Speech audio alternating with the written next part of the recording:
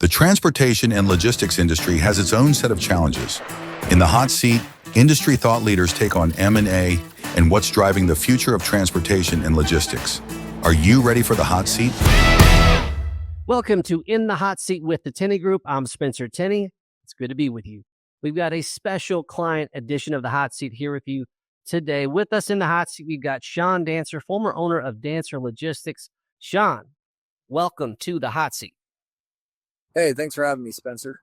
So we're going to unpack a couple things, talk about your experience, your recent transition of ownership. But before we do that, take about 30 seconds and just tell us a little bit about yourself and about Dancer Logistics. All right, well, as Spencer said, I'm Shawn Dancer. I started Dancer Logistics. It was about 2001. We grew to about 60 trucks, had about 100 and some trailers, 50,000 foot warehouse here it was in Delphus, Ohio. Great family business, ran refrigerated freight. We just really kept it, going, and with the family, being there for us. It was really a great business. Well, perfect. Well, with that, let's heat things up a little bit. So, 2001, tell us, what was the impetus that got the business started? How did you get into this business? So it come back actually, back to my dad. He lost his job at Fruhoff in a factory and, couldn't find work. So he bought a dump truck. He, bought a dump truck for $6,000. It was actually prior to 2001. And, he kind of just hired my uncle, bought another dump truck, hired his dad, bought another dump truck, kind of bought an over-the-road truck because dump trucks only ran during the summertime for asphalt, and found out that he was making more money doing that. I was actually his third truck. I drove when I was 21 for a year, realized that trucking was great, but I am not a driver, and went into sales at that point. And we actually picked up one of our first customers that we actually was our biggest customer, when I sold, back when I was 22. That's incredible. That's incredible. So you owned the business for 20 plus years. What were some of the challenges along the way of being a business owner in the transportation logistics world? Well, I mean, we didn't have much money. So, getting the financing was tough. I'll tell you a little story. In 2008, I purchased the warehouse we were in, and I needed $50,000 for a down payment, and I didn't have it. And I actually sold a crane on the inside of that building before I owned it because I had a 90-day purchase agreement. Got the check, made the down payment for that building.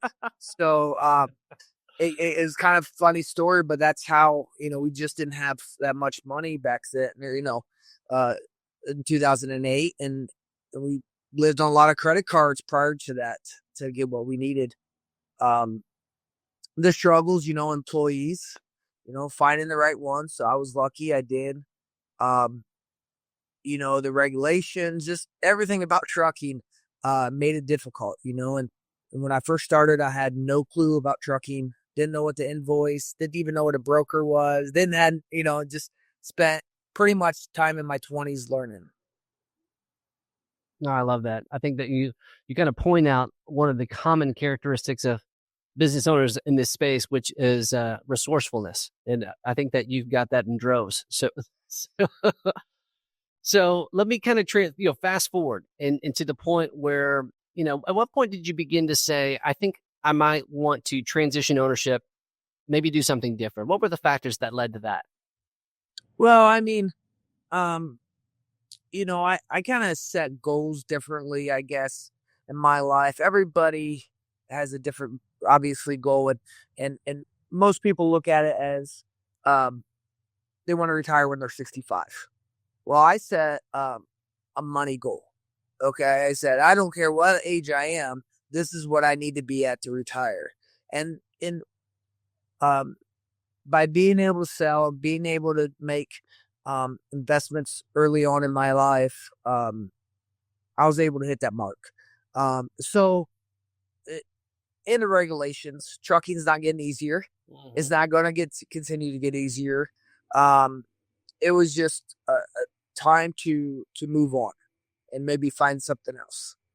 No, I think it's an amazing accomplishment to be able to kind of set that economic milestone and then to hit it. And then here you are looking handsome with shades on at the beach or wherever you're at and doing exactly what you envisioned. It's pretty remarkable. So at some point, obviously, you chose to sell. How did you go about choosing an advisor to lead this sale process?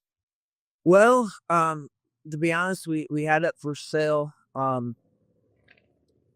about 5 years, I think it was. Kind of looked. We had a couple other brokers. Really just came down to searching the internet and doing some research, and that's where I ended up finding the Tenney Group. Well, what were some things that you learned in the process that maybe you didn't expect? Like, hey, once we kind of got to a certain place of the process where it became kind of real, we weren't just shopping it, but the transaction was getting a clear path to close. What were some lessons learned along the way? Yeah, I mean, having a broker at first, I looked at the money aspect and said, I don't know if I want to spend that kind of money, and, but honestly, I couldn't have done, it was first thing I've ever sold, that big, and, the contracts, just the financial stuff back and forth, all the things, that I didn't realize was going to happen or needed, or understand. Those would have been challenging without an advisor, without someone to help out, answer any questions I had. Well, I think that's a good take right there. So, what about advice? I think there's a lot of folks, especially coming off extremely challenging. And some people are looking at the future with, they're going to go, just go attack, and they're going to go aggressively grow their businesses. And there's a lot of folks that are conflicted because they're exhausted. I mean, what advice would you give to folks who are kind of at that crossroads right now? How would you suggest they think about the future? Well, I mean, you just got to think about, going back to what I said earlier, a goal. You just got to set that goal and strive for that goal. I mean, if you're struggling or you're having, your issues and you're ready to hang it up, so to say, and just walk away, continue down having that goal. You will eventually feel that when it is time to sell, if you do want to move on, that time will come. You'll know.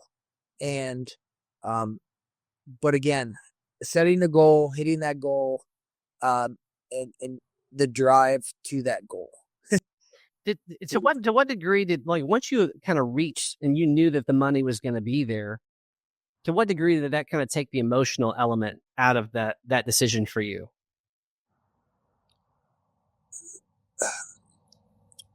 The decision, I mean, it was an easy decision. It was,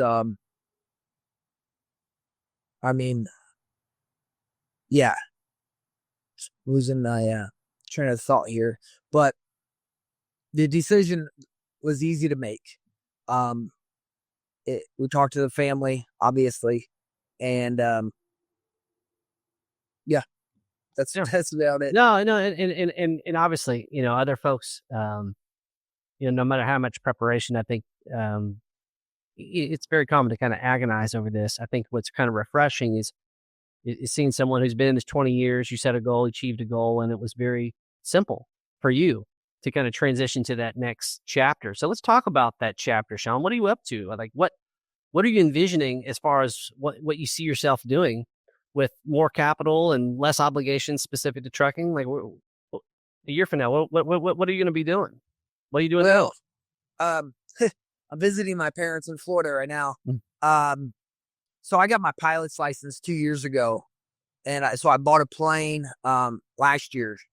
And so I honestly just been flying around. This is my second go around. I visited a friend in Alabama. Went down to Key West with it. Just doing some minor, I've only kind of been out of work here for about 90 days. And so catching up on some things around the house, the stuff I couldn't do. Yep. So yeah, I mean, I don't honestly have any outlook of what kind of volunteering at the around helping out the local company there, just doing some maintenance, or I drove some dump truck for a buddy for a day. So I don't know, just whatever comes up. I love that. I saw this interview with Sam Altman at OpenAI, and he talked about selling a company, being out in Silicon Valley, and he just took a whole year off, didn't do anything except random favors for people, like driving a dump truck, because you have some bandwidth now. You've never had the ability to be available to people. I can imagine there's great pleasure in that because, for the last 20 years, just 24/7 for the most part. Yeah. That's terrific. So, let's talk about just what would be a single piece of advice as you kind of reflect on your experience of selling and working with Tenney Group. What would be the one piece of advice that you would want others to apply towards their future exit from the logistics space? What would you say to them? Well, whoever you're selling to, make sure you understand what they want to do with the company, or make sure they are a good fit. Don't always just look at money aspect of things, because you are leaving your employees behind, the people that's been there, the people that helped you get to that point. So definitely just make sure you're doing the research of the buyer. All right, sir. Well, per tradition, in the hot seat, Shawn, we like to have a little bit of a wild card for our final question here. So, Okay. So now you got your pilot's license, and you've got any destination to go fly to in the world for a week. Where are you going to fly yourself to in this upcoming year? Yeah, I don't know. Hawaii, maybe. We'll say Hawaii. I love it. Well, listen, Shawn, it is a tremendous honor for our team to have served you through your exit from the trucking and logistics space. And we are so excited about the limitless opportunities that are ahead of you in this new chapter of life. So that's going to do it for us in the hot seat. Thank you again, Shawn. We will see you next time. Thank you.